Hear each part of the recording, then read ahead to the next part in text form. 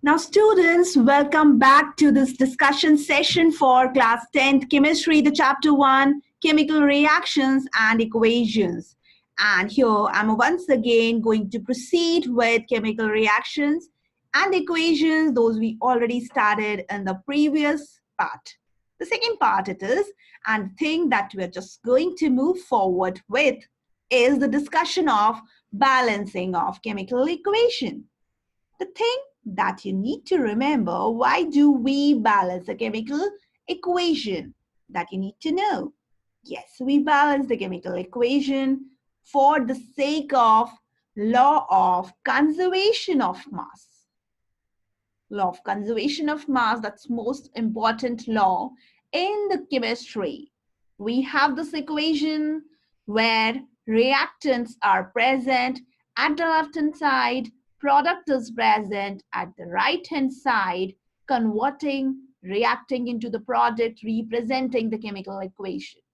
Question is there that why do we balance the chemical equation?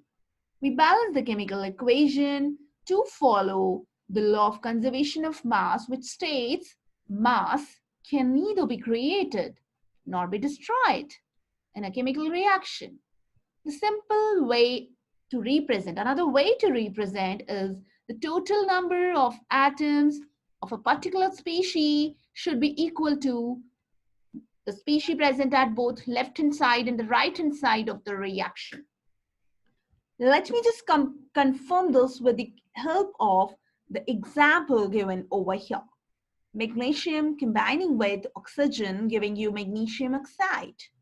This magnesium has one atom here. Magnesium has one atom here at right-hand side also. This is right-hand side, this is left-hand side. And we're measuring this with the help of this arrow. Now, the turn is for oxygen atom. How many atoms you are looking at?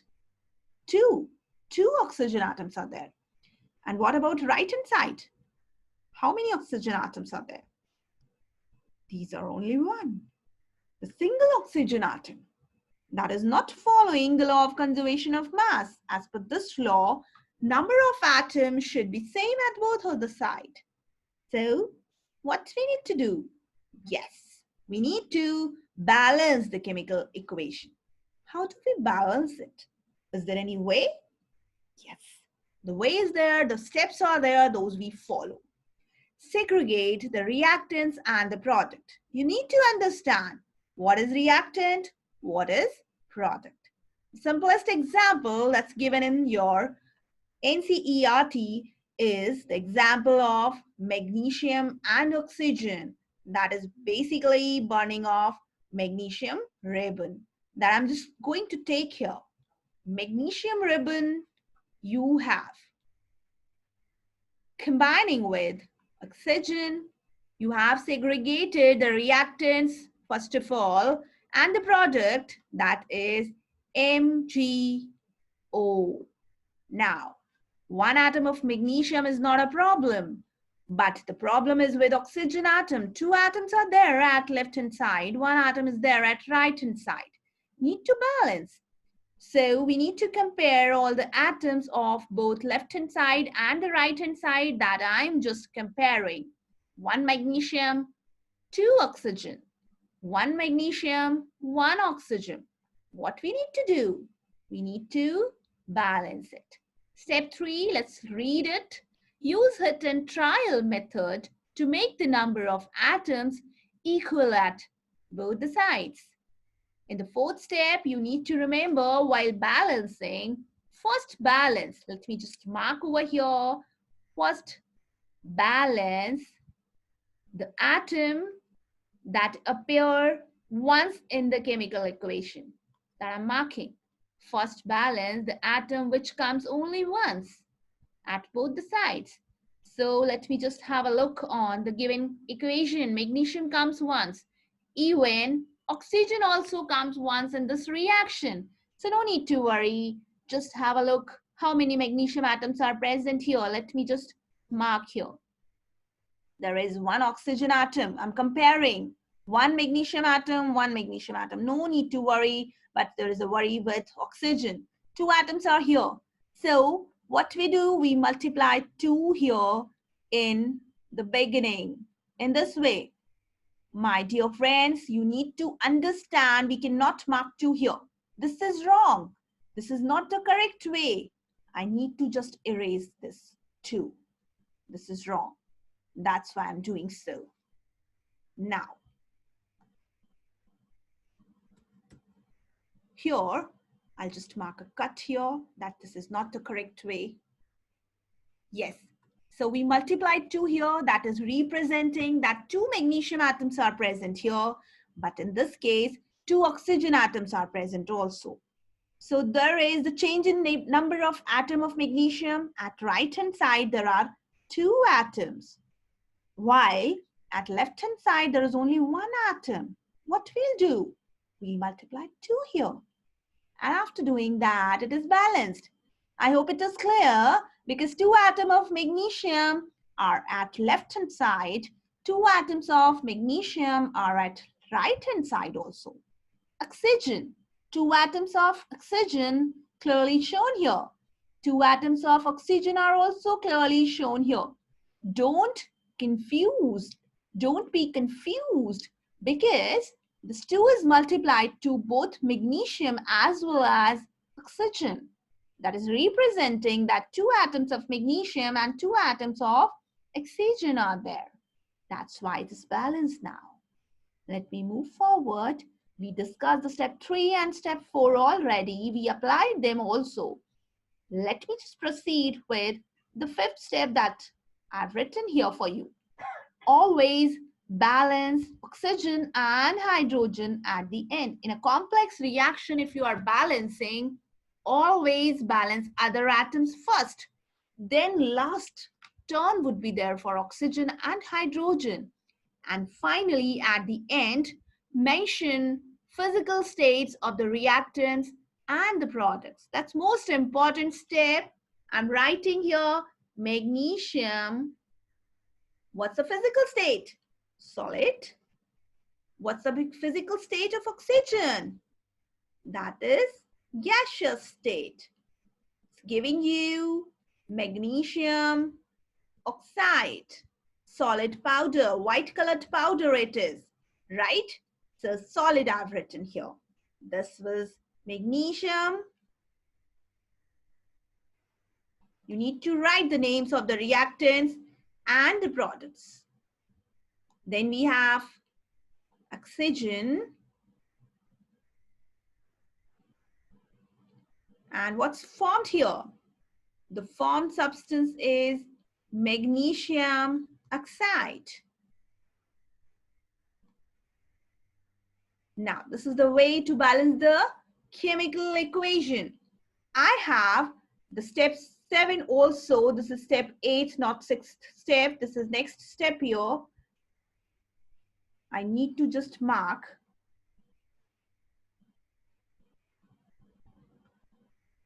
the number of the step. Solid state is represented by the symbol S. For the liquid, we use L. For the gaseous state, G. And for the aqueous solution, what is aqueous solution? The solution of something in water. Water soluble substance you need to take, and that is termed as aqueous. Gaseous state can also be represented by this type of arrow. Don't be confused. And one more thing. During the reaction, sometimes product is formed in the solid state that's known as precipitate. That is represented by a down-headed arrow. This is representing precipitate. Precipitate. Right, this way. Till now, we discussed the balancing of the chemical equation, and the turn is there to discuss a few in-text questions which are given there in NCERT. The first question, why should a magnesium ribbon be cleaned before burning in air? What you will write over here? The answer, I'm just going to tell you, but that is also for your homework too. So I'll explain what you need to write, but please, my dear students, you need to write yourself. Question is, why should a magnesium ribbon be cleaned before burning in air? So The answer for this case, I will write here. Let me just mention here that we do this for the sake of, so we can simply write here that magnesium ribbon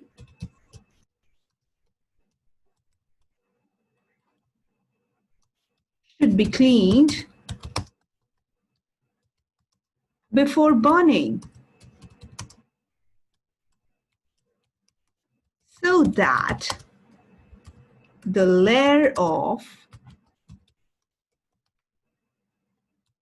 magnesium oxide be removed from it. The question is there from where this layer comes. This layer comes from atmosphere.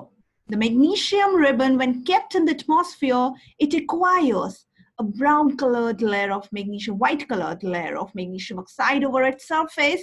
And when you are burning it, you need to just clean that so that it can easily be burnt in air without any problem. So this would be your answer. Let me take the next question. What that question says, let me tell you. Have a look on the question. Have a look on this question over here. Let me just tell you. Wait a second, that we need to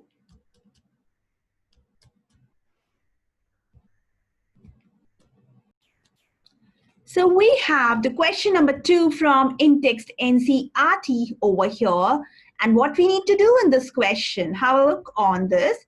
You will see that in this particular question, we have to just write the balanced equation. Balanced equation you need to write for the following chemical reactions. Have a look, the first part that states hydrogen combining with chlorine and giving you hydrogen chloride. We can represent that hydrogen gas is there, so G is representing gas. Chlorine is there, that's also a gas, and giving you hydrogen chloride, HCl.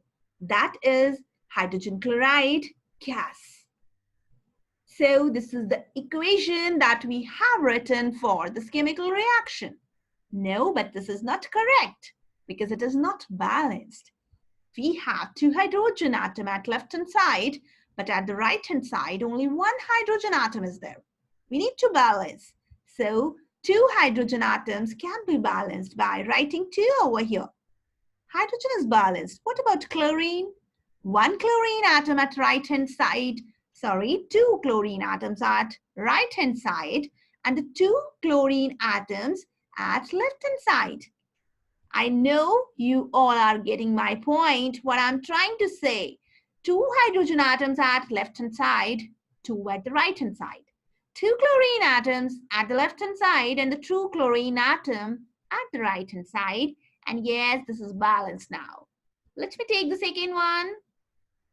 What it is saying? It is saying barium chloride. Barium chloride, what's the formula? I will write for you. Barium chloride, BaCl2. This is reacting with aluminium sulfate, Al2SO3. Al2SO3, need to learn the formula. You need to learn the formula. This should be, let me just correct this. There is SO4, not the SO3. SO4 whole thrice. This is the formula. And wait, these 2 are there in the aqueous solution that you need to mention. What happens after the reaction? This is the reaction that leads to the formation of barium sulfate. What's the formula for the barium sulfate? That is BaSO4, a white colored solid that's formed here. So that I've written here BaSO4, white colored solid, and aluminium chloride, that is AlCl3, that's formed in the aqueous solution once again. thing is there to balance the reaction once again. How many aluminium atoms are present there? 2 aluminium atoms, and at the right hand side we have just 1 aluminium atom. At the end we'll balance oxygen that we started in the rules. So 2 I'll multiply here, right? 2 aluminium atom. What about chlorine? 6 chlorine atoms are there. 3 into 2, 6 chlorine atom. While at the left hand side, only 2 chlorine atom. So we'll multiply 3 here, this way. Is it the correct way? Definitely it's the correct way. 3 barium atom at the left hand side, and at the right hand side, 1 barium atom. You can clearly see. So I'll multiply 3 here. Barium is balanced. What about sulfur and oxygen? Sulfur and oxygen are present here in the form of SO4, and 3 is multiplied to it. It means 3 SO4 ions. Sulfate ions, SO4, 2 negative ions. You know that SO4, 2 negative ions are there. How many in the number? 3. And at the left hand side, these are also 3. Already balanced. So this is the reaction that is basically representing the second part, and now the turn for the third part here. Sodium you have. Na is the symbol. My dear friends, you need to just learn the symbols of the elements from class 9th book. If you didn't learn, that will be a problem for you. Sodium is a metal, so it's a solid. Reacting with water, the simplest formula, H2O. And that's liquid. Formation of NaOH, sodium hydroxide, and hydrogen gas is formed. And we will balance hydrogen at the end. We will balance oxygen at the end. Other atoms should be balanced. So Na is there, 1 atom. Na is here, 1 atom. No need to worry. What about oxygen? 1 atom at left hand side, 1 atom at the right hand side. Once again, no problem at all. But hydrogen is not balanced. There are 3 hydrogen atoms at the right hand side, while 2 hydrogen atoms at the left hand side. How do we balance it? But if we multiply 4 here, so in this way 4 hydrogen atoms would be here, 2 hydrogen atoms would be here. So total number of hydrogen atoms would be 6. What about here? Here you have H2O. I'll multiply 2 here. So 4 hydrogen atoms are here. And here you can clearly see 2 hydrogen atoms this way and 4. No, this will not be the correct one. This is basically the hit and trial method. So instead of 4, what I will multiply, I'm erasing it. I will multiply 2 here, 2 this way. So now the total number of hydrogen atom at the right hand side, 2 plus 2, 4. What about left hand side? 2 into 2, 4. Correct. This is the right way. Now what about oxygen atom? 2 oxygen atom at the left hand side and the 2 oxygen atoms at the right hand side also. The correct way for the balancing. So always you need to remember that hit and trial is the method that we are using to balance a chemical equation. Let us take the next question. That question says, write the balanced chemical equation. Once again, you need to write the balanced chemical equation with state symbol for the following reaction. In the previous question, we did the same. Let us do for this question.